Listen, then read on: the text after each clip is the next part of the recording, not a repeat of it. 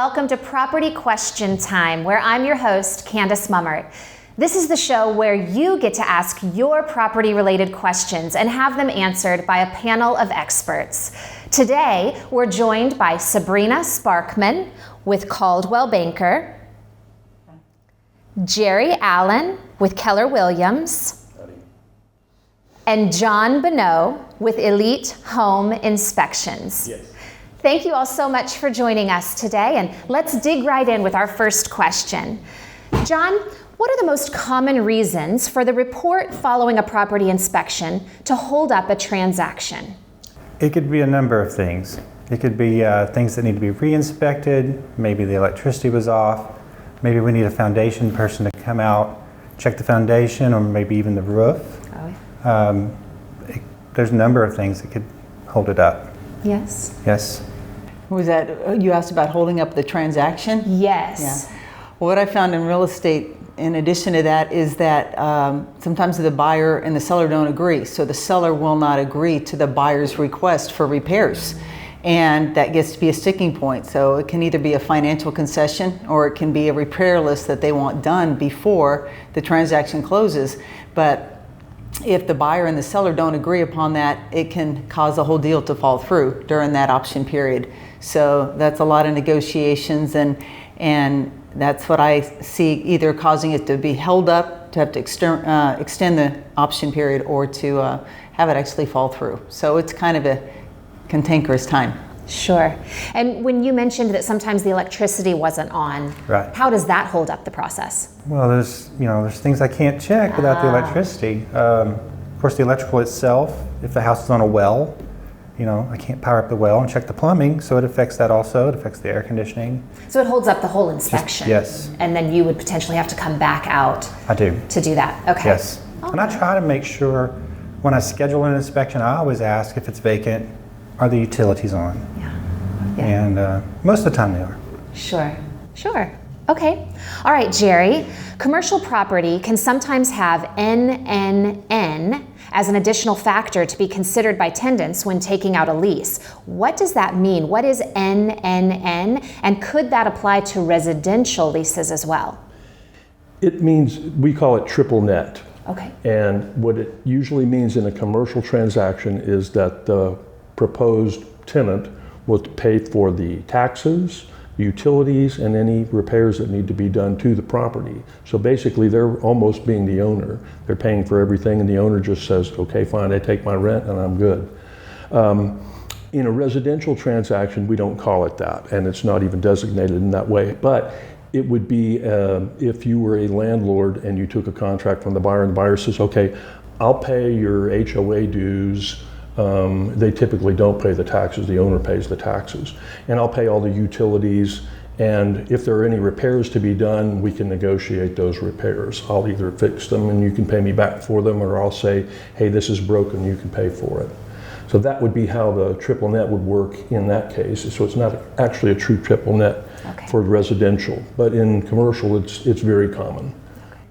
So what I hear you saying is that if I see that in a contract that I'm working on, it shouldn't be alarming that that's something not at all. To be it just expected. means that you're taking over all of the responsibility for that property. Okay. All right, Sabrina. Are there any standard procedures that can be taken to help sell a property that isn't getting much interest on the market? Well, yes, I think there is. Oftentimes, it depends on whether we're in a buyer's market or a seller's market or what kind of market we're in. But let's just say we're in a seller's market that should be moving. Oftentimes it's because it's priced too high. Oh. Even in a seller's market, if things are priced too high, oftentimes they won't move. So there needs to be a price adjustment, and sometimes dealing with the seller takes some education and some encouragement to actually do that, because they are the boss ultimately and what they want to list it for.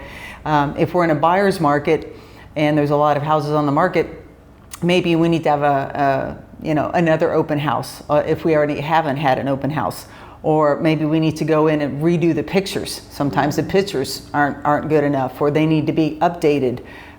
Sometimes we need to go in and restage the house, or plant some flowers, or give it a little tweak based upon the comments that we've heard, what people aren't liking. If they aren't liking something about the kitchen, let's try to fix it. If they aren't liking something about, the bathroom, let's try to change that. So based upon the feedback, can we change that a bit? And sometimes by tweaking that in a buyer's market, the next people that come in are more pleased. So depending on what market you're in, there are things you can do with the pricing, the pictures, the staging, and the marketing. Okay. Yeah. Along with that, a lot of the new home sellers are coming up with a lot of different types of incentives. Like, since the interest rates are much higher than what they used to be, they'll do what they call buy downs. So it's a financial incentive to say, okay, for your first year, we're going to knock your price down to like a 5.5 interest rate, and for the second year it'll be 6.2, and then it'll go up to whatever it is. And that sometimes will allow people to get into a house. Or they'll say, we'll give you up to $40,000 in upgrades and credits.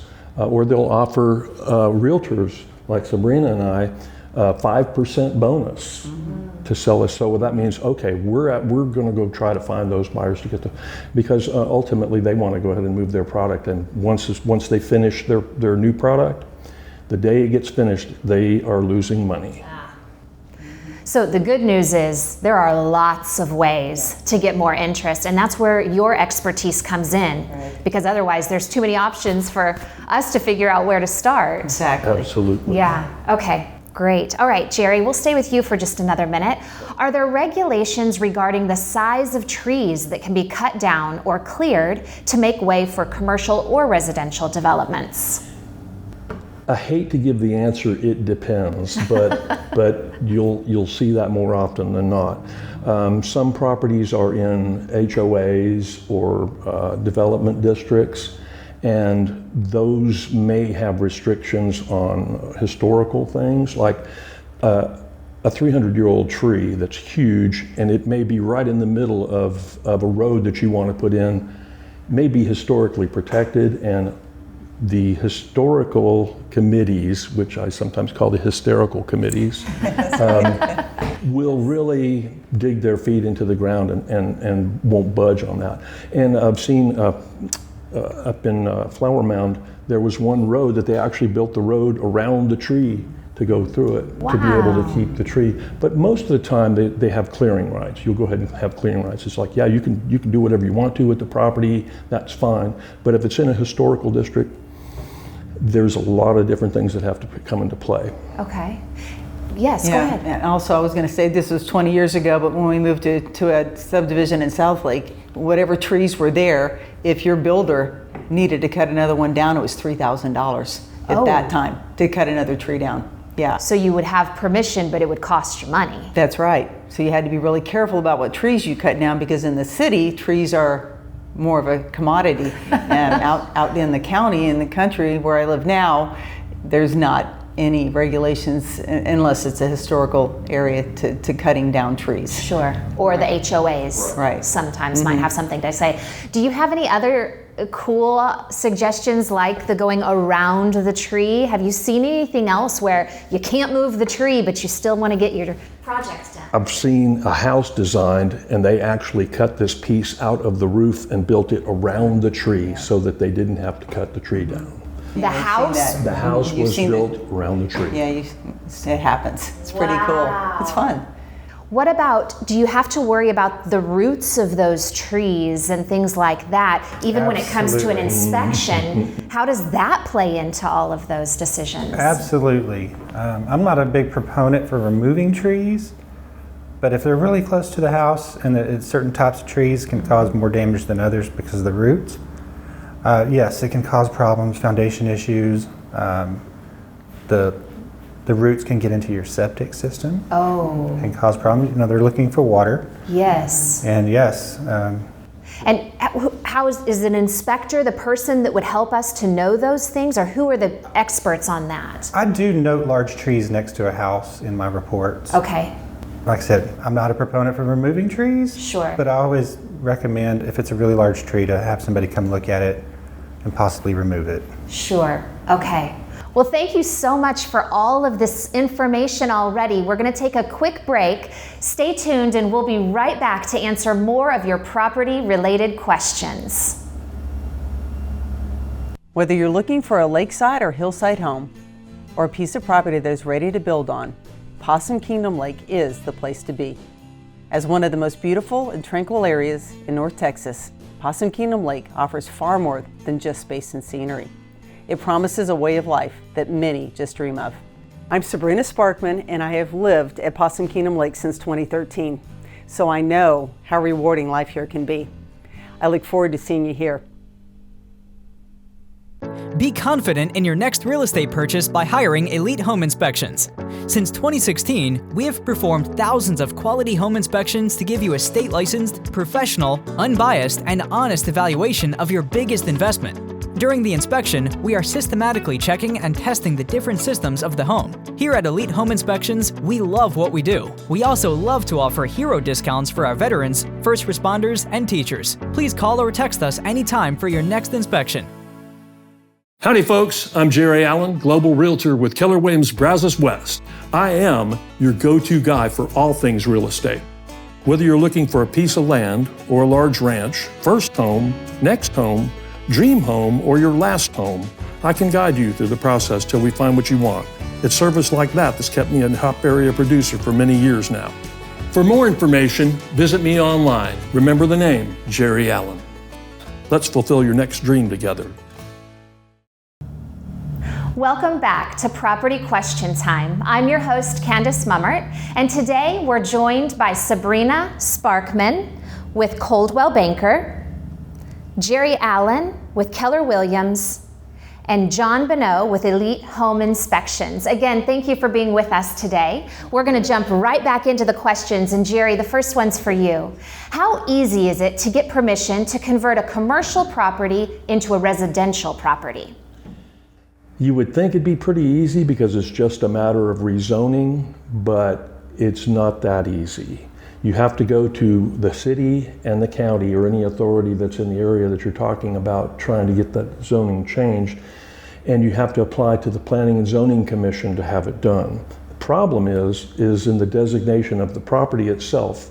The taxing authority, which is the appraisal district, they designate whether a property is taxable as commercial or residential, and they have to go ahead and go with the highest and best use of that property, which is the highest and best taxable use of that property. So you would imagine that if you try to take a commercial property and turn it into residential, well, the commercial use of it's going to be the highest taxable value.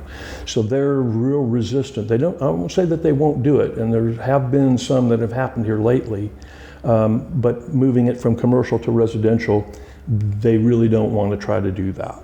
Now, if you take the opposite of that and you go residential to commercial, most of the time, if the other people that are surrounding it aren't going to be affected by the commercial business that's coming in, they're all happy to do that because then it becomes a more taxable highest and best use. Sure. And if a property's already been residential and then it becomes commercial, it's a little easier to get it to go back to residential than if it had never been. But most of the time, once it's gone commercial, it's like, sorry guys, might as well put a business in there. Yes. Put a sleeping bag in the back, but. And I have heard actually of a situation where someone wanted to go from residential to commercial and the neighbors were in disagreement. And so it wasn't as much the county or the city or the appraisal district, but it was the neighbors were not in agreement. And that's where you have to go first, because that's who you're going to immediately have to deal with. Mm-hmm. And does that responsibility and all of that zoning and that conversation, that is the buyer's responsibility or the homeowner's responsibility? Right, or their realtor. Or their realtor can help. Okay. And it starts with filling out forms or making phone calls? How do you even start? You can do it any way you want to, but personally, if you're talking about your neighbors, the best way to do it is to go ahead and come over with a piece of pie and a handshake, and you'll get a lot further, what does it say, with honey than with vinegar? Yes. Yeah. That's right. Yes. Yeah. Just go over and talk to them in person. Yes. Okay. All right. Okay, John, is it possible for a potential buyer to rely on a house inspection that was completed perhaps 3 or 4 years ago? Or will the lender always want to see a new inspection? Yes, you can, but I wouldn't advise it. Okay. A lot can happen in 3 to 4 years. Things change, weather, tenants. I would not ever rely on a 3 or 4-year-old home inspection report. That's a long time. That is. For a property to shift and change and things maybe not be working as well as they used to. Exactly. May I interject? Yes. Also, if there was an inspection done, it brings up the question, why was the inspection done? Was it to find out what's wrong with the property, or was it because somebody had an inspection done to potentially buy it, and perhaps they did, perhaps they didn't. In our seller's disclosures, they're always required to say, yes, we've had an inspection done in the last 3 years, whether it was a well inspection or a foundation inspection or anything like that, or property inspection like what John does. And so then, as a buyer's agent, if I represent my buyer, I can say, well, would you mind sharing the results of that inspection? And they can or they cannot. If they do, then you can see what the problems were, and you can say, were these corrected? And can you show me the receipts of where those were corrected? If they don't, then that begs the question, why not? But no matter what, you're going to call John and get a new inspection anyway. If I'm your buyer's agent, you're going to get a new inspection, even if I have to pay for it. Yeah. We have a property right now in Mineral Wells where we bought it, we had the inspection, but then completely almost remodeled it. And so on the seller's disclosure, we're answering, yes, we had an inspection a year ago, and we're happy to show it to whomever because we can show what all we've done since that time. But also I was wondering, with FHA and VA, aren't there people, their own kind of inspectors and appraisers? I know VA does. Yeah. But he's not there for 4 hours like me. Okay. He might be there 20, 30 minutes, just Okay. checking what they have to check. The major things. The major things that they don't, the red flags. Right. And then he's gone. And then what, for FHA, are they more thorough? Do you have an inspection on FHA homes, or do they act as inspector and appraiser also? That would be a realtor question. Yeah. They actually do. VA, FHA, and USDA all have different things that they look for. FHA looks for paint chips. VA is real picky about cracked panes or stairs that don't quite meet up to the thing because they're concerned more with safety. And USDA just wants to make sure that there's something there that they have to be able to repossess if they have to, because they're financing the whole thing for zero down. Right. Yeah. But yeah, so they like John said, they don't really inspect it. They don't go to anywhere near the depths that he does. Okay. And then to the tail end of that question, the lender doesn't usually ask for the inspection. No, they don't. They don't ask for his inspection. The buyer gets his inspection. The inspection is really for the buyer more than anything. And also is the cost. Correct. The cost goes to the buyer, right? Which is maybe where this question is coming from. The buyer has to pay for that inspection. What I hear you saying, it is worth every penny. It is. One thing also, and John will appreciate this, I usually recommend to my sellers that they get a pre-listing inspection.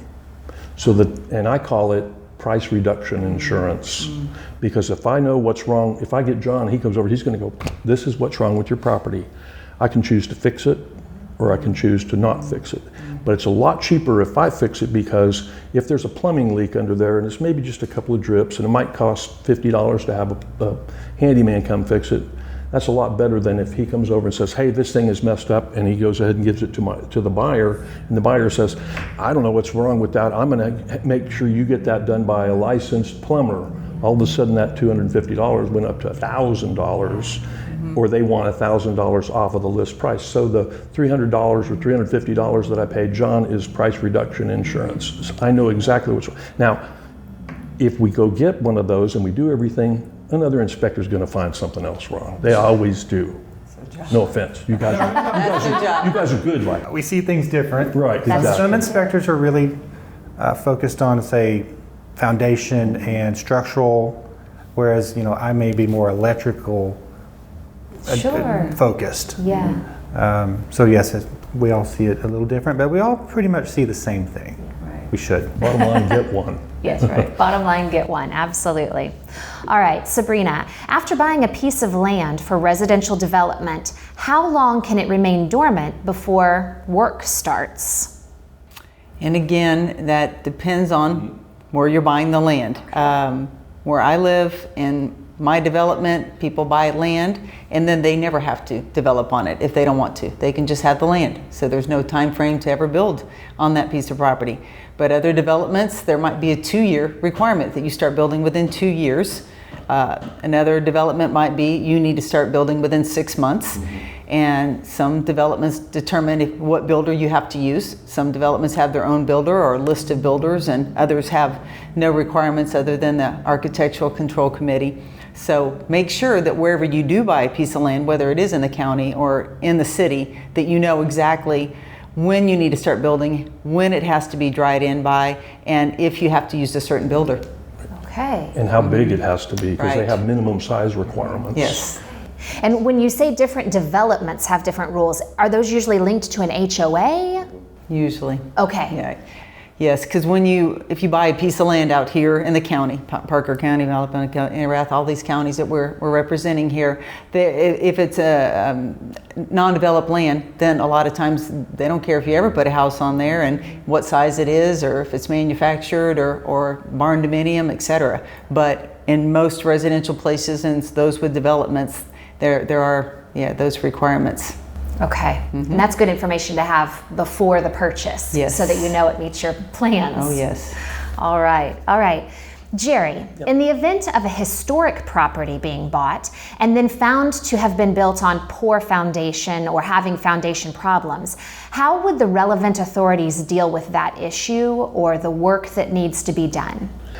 It's going to depend on the nature of the problem that they perceive, but in most historical buildings, those are old, probably towards the turn of the century, and by and large, all of them are pier and beam. Okay. And you can't change a pier and beam to a slab because you're changing the historical appearance of it. The historical committee of the area that you're in will designate a lot of that. State has some restrictions too. Once a building is designated historical, it has the little marker and all of that, there are a lot of things that you can't change, especially on the outside. You can change some things on the inside, but there's a lot of things even on the inside you can't change. But changing, like say for instance, it's built on a landfill, and so there may be a lot of shifting going on.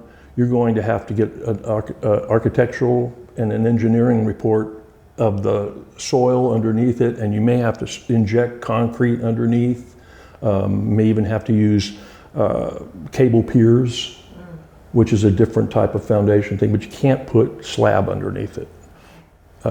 Some people are opting rather than to go for that because the land itself is not historical, unless it's an Indian graveyard, in which case that's a whole other problem. But the house is historical, the land isn't. So some people are opting to take the house and move it to a different location. And a lot of people are going to buying these houses. Yeah, we want this great looking Victorian house to put over here in this park. Can't be lived in, but you take it out of that environment that it's already in the historical district, you can go ahead and do other things with it. Then you can use the land for whatever you want to, as long as it conforms to the neighborhood that you're in. So there may still be rules about even what you rebuild there. Do you want to build on a landfill? No. Exactly. Exactly. Indian burial ground, no, not so much. No, yeah, but seriously, most of the time, the people that built it didn't build it on a landfill. If it's historical, it's probably not on one. Could be on, like John came from Midland. It could be on a place that had some old gas tanks and things like that before we had the environmental controls that we have. That could be an issue, and that would cause a lot of concern, but back then we didn't really have as many controls and environmental controls as what we do in modern times. When you said that one option would be to actually move the home to use it somewhere else, you said that it wouldn't be livable. You couldn't live in it. You could use it for an exhibit, or you can cut it up and put it in a non-historical district and possibly use it. But if it's so bad off that you have to take it and move it, probably you'd be better off just building one of the new old homes. Sure. A modern craftsman home that looks like an old home. But you can take the parts and everything and do it. There's a couple of, in Granbury where I'm from, there's one park and they took a bunch of the old homes and they put them over there and they kind of restored the outside too. You can't live in them, but they look neat. Yes, sure. There's value in Right, that sure, still. make a historical village, Yes. great for shooting movies or shooting pictures. Oh, yeah.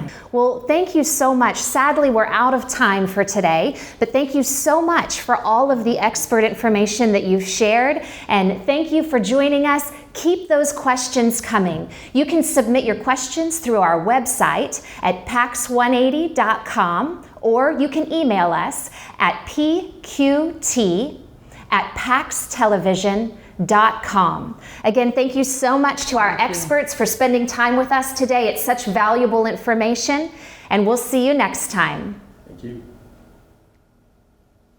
Well, thank you so much for all of that great information. Sadly, we're out of time for today, but keep those questions coming. You can submit your questions through PAX180.com or email us at pqt@PAXTelevision.com.